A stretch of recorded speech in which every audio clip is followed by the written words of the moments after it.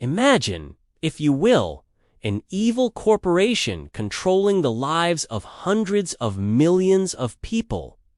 A dystopian conglomerate that possesses a private army 3 times the size of the armed forces of its home country, lobbying and bribing politicians with impunity to further its endless, world-eating hunger. No, we're not talking about Arasaka Corporation from the Cyberpunk franchise, or even the ExxonMobils or Samsungs of the modern-day real world.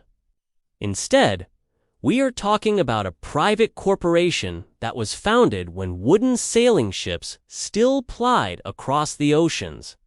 One of the world's first joint stock companies, which began as a band of pirates and scoundrels during the reign of Queen Elizabeth I and evolved before the time of Queen Victoria into an international megacorporation responsible for the ruination and impoverishment of the largest and richest continent in the world. Welcome to the first video in our series on the British East India Company. In this inaugural chapter, we will discuss the origins, foundation, and early rise to prominence of the profit-hungry behemoth which shaped the modern world and pioneered the capitalistic landscape we now live in. What was the East India Company? Before we dive into the humble origins of the British East India Company, let us first take a broader look at its pernicious legacy of corporate violence. It is common knowledge that throughout the 18th and 19th centuries, the British conquered India and humiliated China. However, it was not the British government that did these things, but a dangerously unregulated private company, the most destructive megacorporation in human history. The British East India Company was not an extension of the British Army, the Royal Navy, or any branch of the civilian government. It was an independent for-profit organization which minted its own coins, passed its own laws, and prosecuted wars against foreign powers with a private army which was one of the largest militaries in the world. The East India Company was an empire within an empire, simultaneously entwined with Britain's imperial history while also colonizing vast swaths of Asia as its own private entity. Unlike India's previous conquerors, who had a stake in the governance of the land, the British East India Company's only purpose was to enrich its shareholders, which it did by siphoning the wealth of India and transferring it westward to enrich a handful of oligarchs living on a rainy island 7,500 kilometers away. It was no coincidence that Bengal, one of the most fertile regions in the world, suffered an apocalyptic famine, which claimed over 10 million lives under company rule beyond the Indian subcontinent. The self-styled Honorable Company was also responsible for being the harbinger of China's infamous century of humiliation, breaking down the closed doors of the Celestial Empire with a flood of addictive drugs whose sickly smoke flower embrace indiscriminately transformed everyone from the lowliest Guangzhou peasant to the highest Manchu noble into sun-canied, emaciated zombies wasting away in their beds. Historically, India and China were by far the richest and most culturally influential regions on Earth. Yet, in modern times, they are still fighting to catch up to the West in technology, wages, standard of living, and global cultural influence. This is the modern legacy of a single private company which once ruled over an empire larger than most empires.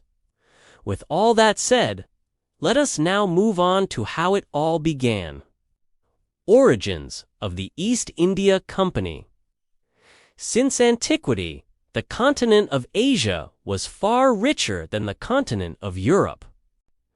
The civilizations of China, India, and the Malay archipelago were luxury markets par excellence, with the peoples of Europe craving its products of silk, porcelain, and exotic spices which moved westwards through the continental and maritime Silk Roads. Despite this, Western Europe had historically little direct contact with the East. Throughout the Middle Ages, Europe's primary spice hookup came through the middlemen in the Islamic Middle East. By the late 15th century, the most powerful of these Islamic states was the Ottoman Empire, which exploited its domination of the overland spice routes to its political and economic advantage. This state of affairs was economically unsustainable. But Europe was hooked, so rather than kick the habit, they began looking for a new way to get their fix. In this, it was the small kingdom of Portugal that became the main trailblazer.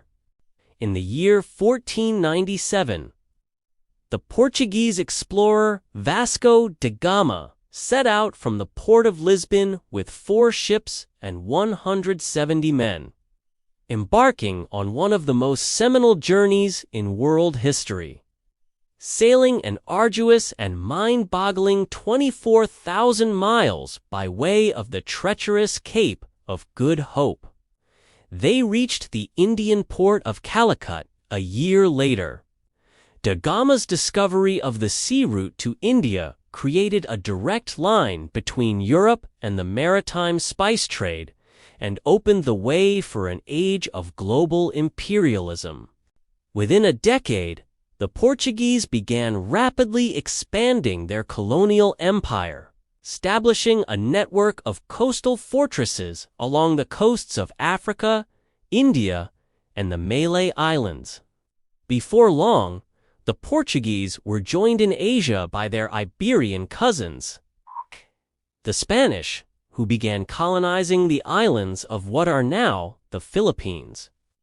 By the end of the 1500s, the wealth generated by Spain and Portugal's overseas colonies had made them by far the wealthiest kingdoms in Christendom. During the 1500s, the Kingdom of England was a far cry from the global juggernaut it would later become. A poor nation with a meager population of 4 million, it had no colonial holdings besides Wales and Ireland, and was a century removed from the active union with Scotland, which would create the Kingdom of Great Britain. Ever since becoming a Protestant kingdom during the reign of Henry VIII, it had suffered deteriorating relations with the recently unified Catholic monarchies of Portugal and Spain. Consequently, the English sought to get in on the spice trade and colonization hitherto monopolized by their Catholic rivals. During the reign of Queen Elizabeth I, English adventurers began roving out into the endless sapphire expanse in search of Spanish treasures. English privateers like Sir Francis Drake, Sir Walter Raleigh, and Sir James Lancaster were the most successful at this, sailing far across the world as they pillaged Spanish holdings in the New World and made contact with the rulers of the Spice Islands, returning to England with cargoes richly fraught with gold, silver, pearls, and precious spices. These journeys whet the English public's appetite for commercial expansion into the oceanic domains of their Spanish and Portuguese rivals, something which became more possible after England decimated the mighty Spanish Armada in 1588. However, the English monarchy was still a poor one, and did not have the treasury to regularly fund long-range expeditions across the open ocean. This was, after all, a pre-industrial era where the vast majority of nations did not even have the finances to maintain formal standing armies. Sailing across the world in the 16th century was an astronomically expensive venture, requiring the construction of the largest and most costly ships of the time. Moreover, the risks of these expeditions were enormous and many-fold, with perils like disease, hostile weather, hostile natives, and Spanish and Portuguese patrols contributing to a high fatality rate for its sailors.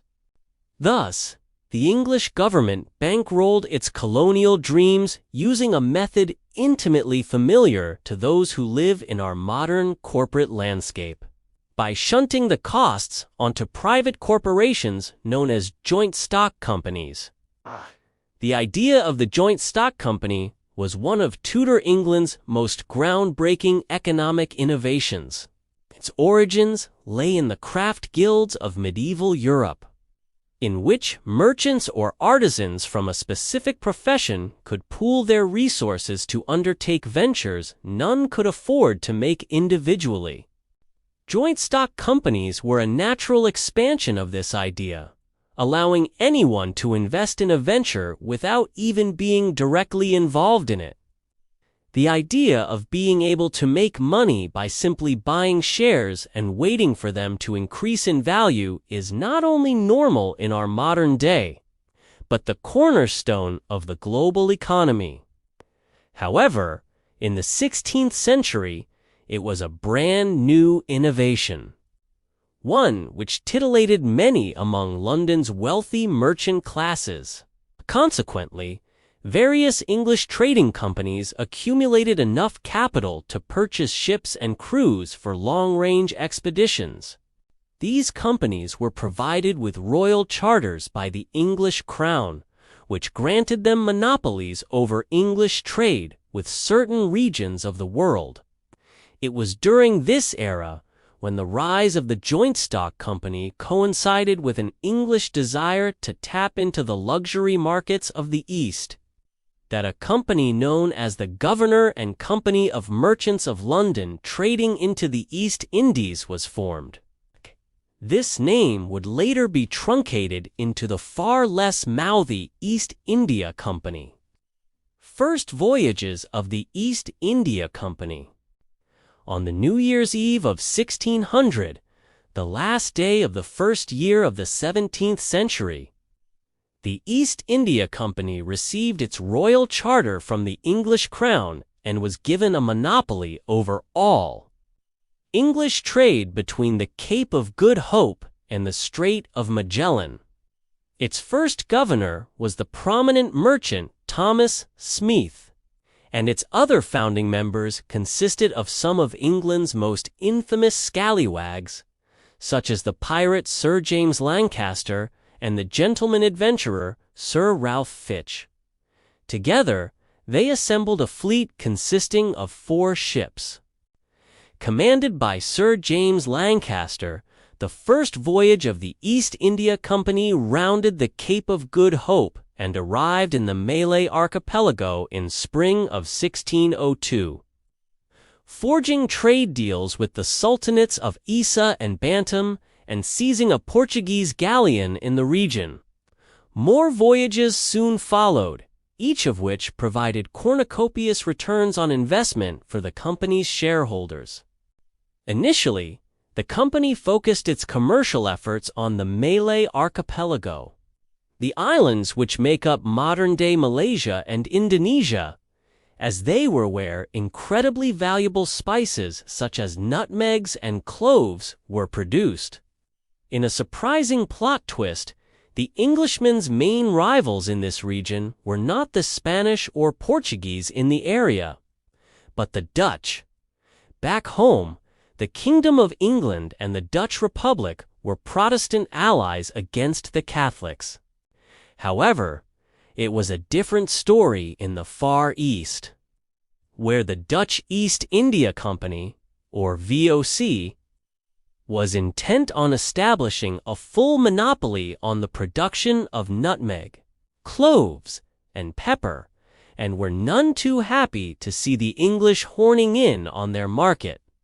Head-to-head, the English East India Company was the heavy underdog compared to its Dutch counterpart, possessing only 1/10 of the financial capital and less than half the ships, crews, and firepower. The English set up in the region regardless, building trading posts on the islands of Ambon, Java, and on the nutmeg-growing island of Run in 1603, another island nation that the English East India Company probed into during its early years was the land of the rising sun. The first English vessel to arrive upon Japanese shores was captained by company employee John Saris, crested upon the southern port of Hirado in January of 1613. There, they were surprised to encounter one of their own countrymen, the famed English samurai, William Adams, who had arrived in Japan on a Dutch vessel 13 years earlier and since become a valued vassal to the shogun Tokugawa Ieyasu. Adams was instrumental in facilitating an official meeting between the Saris and the shogun. Incidentally, Saris' career with the company ended shortly after this trip, after he was discovered with a large collection of Japanese erotica. Although the English East India Company established a factory in Hirado, it was short-lived and unsuccessful, unable to compete commercially with their Dutch counterparts, who were better established in the region. After consistently failing to turn a profit, the English factory in Japan was abandoned in 1623. Meanwhile, tensions between the English and the Dutch in the Spice Islands were heating up. In the same year the English company left Japan, its factory on the Indonesian island of Ambon was seized by the VOC. By the second half of the 17th century, the Dutch had conquered most of Spain and Portugal's territories in the East Indies and turned their full focus on dislodging the English from the islands. 1663. The Treaty of Breda saw the English crown compel the East India Company to relinquish their claim on Run Island and its sweet nutmeg to the Dutch.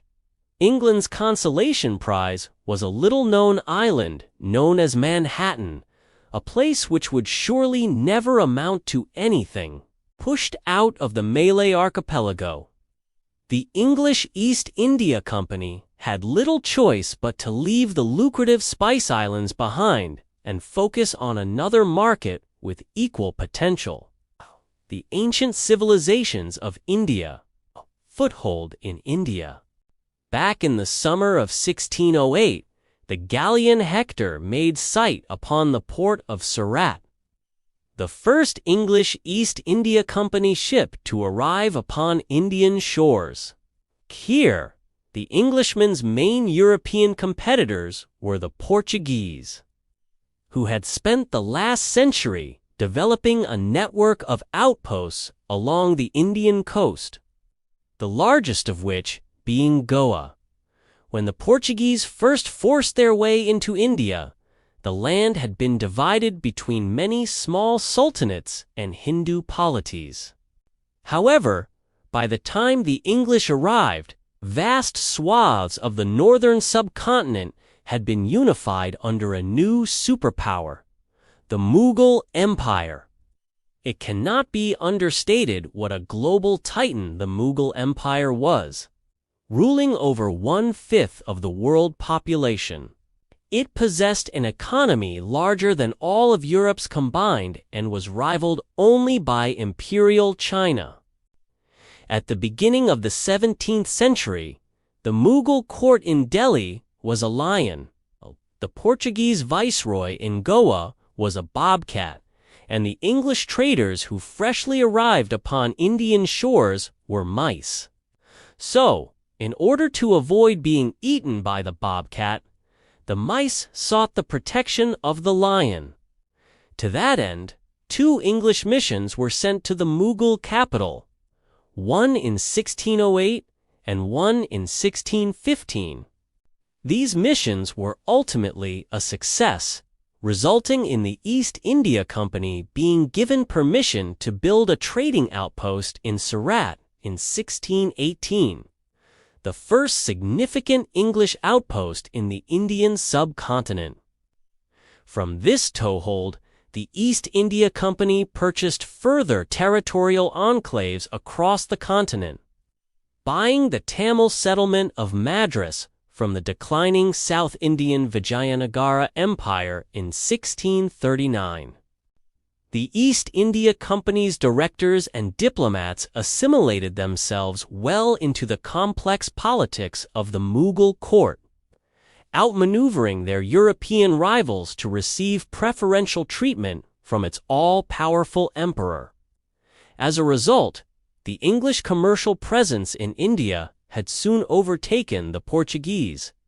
In 1661, the English East Company received the Portuguese outpost of Bombay as part of the dowry King Charles II obtained through his marriage to the Portuguese princess Catherine of Braganza. Bombay quickly grew into the East India Company's largest commercial center in India, with a booming colonial population of 60,000. As the East India Company expanded its commercial operations in India, it soon became ignominiously involved in the African slave trade, purchasing slaves from East Africa and transporting them to work in their factories in India. This was but the beginning of the exploitation and human misery that the company would become synonymous with in later centuries. Slaves and submission to empire.